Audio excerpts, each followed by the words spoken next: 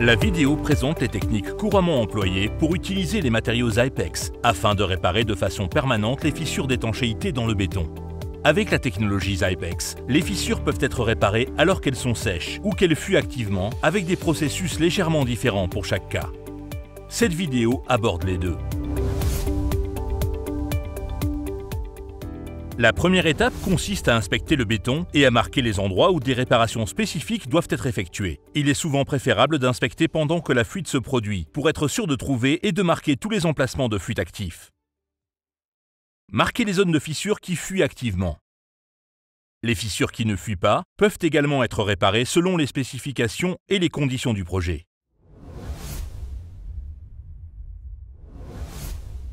Après avoir marqué toutes les fissures, découpez une fente en forme de U d'environ 25 mm de large et 37 mm de profondeur, centrée sur la fissure.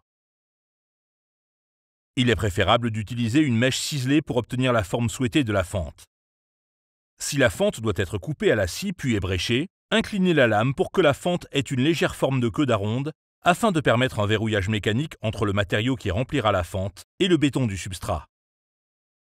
La fente doit normalement dépasser de 300 à 450 mm l'endroit où la fuite d'eau est évidente.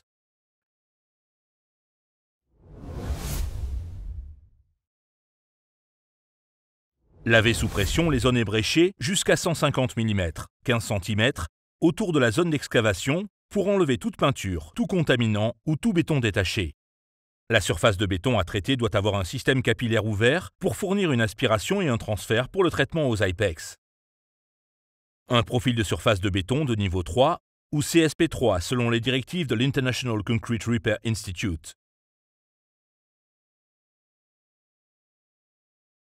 Un nettoyeur à pression d'une puissance suffisante permet souvent d'obtenir le profil de surface nécessaire. Mais le sablage, le grenaillage ou le ponçage avec un disque de surfaçage pour matériaux durs, suivi d'un lavage sous pression, peuvent également fournir la surface nécessaire. Laissez l'eau de surface s'écouler et s'imprégner ou s'évaporer du béton mouillé. Au besoin, arrosez la zone de travail pour maintenir la fente et les zones préparées dans un état de surface saturé d'eau, mais superficiellement sec, SSD. Un état SSD est un béton qui n'absorbe plus d'eau, mais dont la surface ne brille pas. Pour les fissures qui fuient activement, y compris une fissure qui présente de l'humidité, la première étape consiste à arrêter tout écoulement d'eau active de la fissure. Pour ce faire, il faut remplir la moitié inférieure de la fente préparée avec du Zypex Patch and Plug jusqu'à ce que le flux d'eau soit actif. Zypex Patch and Plug est mélangé avec 3 à 3,5 parts de poudre pour une part d'eau et se rigidifie ou se fixe en 2 à 3 minutes environ. Plus la teneur en eau du mélange est faible, plus la prise du mortier est rapide. Un réglage plus rapide est normalement nécessaire pour arrêter ou stopper des débits d'eau élevés. La fente est remplie en commençant là où il y a le moins de débit d'eau et en allant vers la zone où le débit d'eau est le plus élevé. Dans les zones où le volume d'eau ou les flux à haute pression sont importants, il peut être nécessaire de creuser la fente plus profondément, généralement 50 à 62 mm, pour permettre l'installation d'un bouchon plus épais de Zypex Patch and Plug.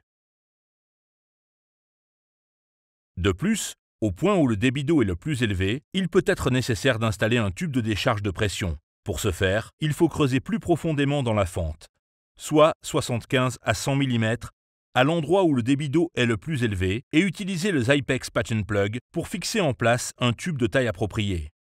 Ce tube permet à l'eau de s'écouler du joint qui fuit pendant l'installation de Patch and Plug, jusqu'au point de décharge de la pression.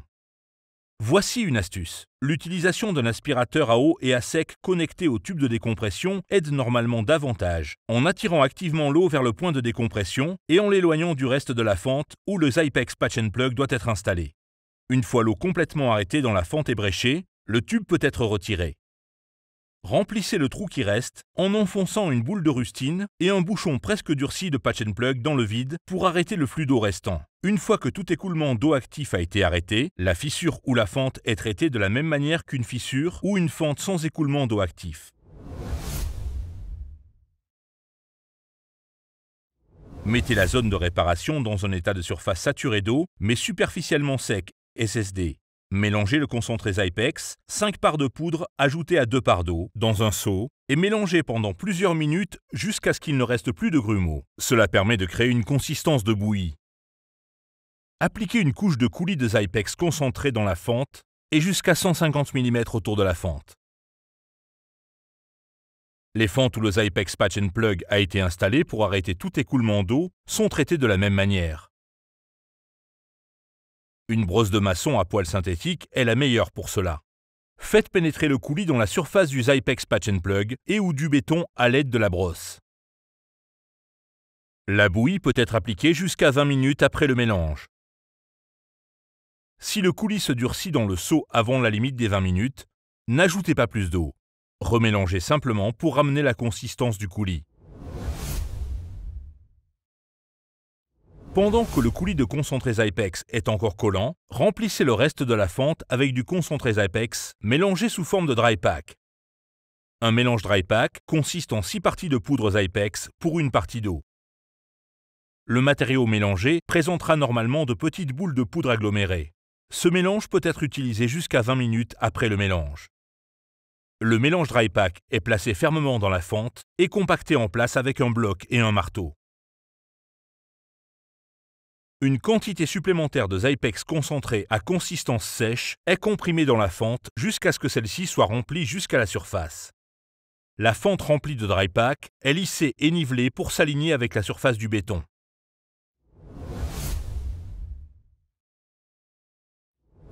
Notez qu'au lieu d'un mélange dry pack de Zypex concentré, on peut utiliser un mélange de 3 parts de Zypex concentré pour 1 part de Patch & Plug mélangé, jusqu'à obtenir une consistance de mortier. D'autres rapports de mélange de poudre sont également acceptables. Des informations sur les mélanges de poudre Zypex qui peuvent être transformés en mortier sont disponibles sur le site web de Zypex. La fente est remplie jusqu'à la surface en travaillant et en compactant le mélange de mortier dans la fente à l'aide d'une main gantée et d'une truelle. La surface de la fente remplie de mortier est lisse et nivelée pour s'aligner avec la surface du béton. Le mélange prend de la même façon que le Zypex Patch & Plug, mais peut reprendre la consistance d'un mortier jusqu'à 20 minutes après le mélange en travaillant le matériau avec une main gantée.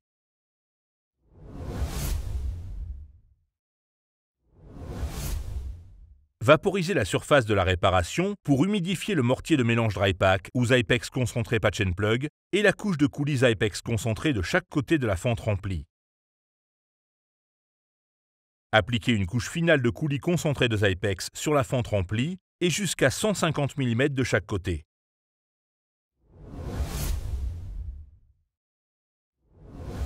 Faites durcir les réparations en les gardant humides pendant 2 ou 3 jours. Ouvrez les réparations au contact de l'eau conformément aux directives de Zypex. Les procédés décrits ici ont fait leurs preuves dans plus de 90 pays du monde entier pour la réparation permanente des structures en béton qui fuient. Vous trouverez des informations supplémentaires dans les déclarations de méthode Zypex et les fiches techniques des produits disponibles sur zypex.com.